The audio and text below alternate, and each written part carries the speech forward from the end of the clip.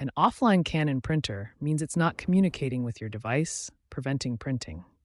This often stems from Wi-Fi issues, outdated drivers, or connection problems. First, power cycle everything.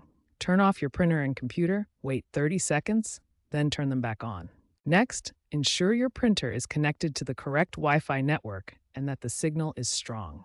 Then, check the printer's control panel for error codes like E01, indicating network issues. A simple restart resolves most cases quickly. If a restart doesn't work, update your printer drivers via Canon's website. Use Canon's IJ Network tool to reset network settings and reconnect.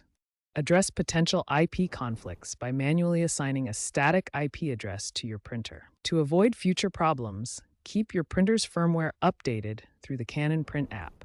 Use the Offline Assistant feature in the app for automatic diagnostics. Ensure your router's firewall isn't blocking the printer's IP. Wireless printing dominates, but IoT vulnerabilities exist. For enterprise environments, whitelist printer IPs in your firewall.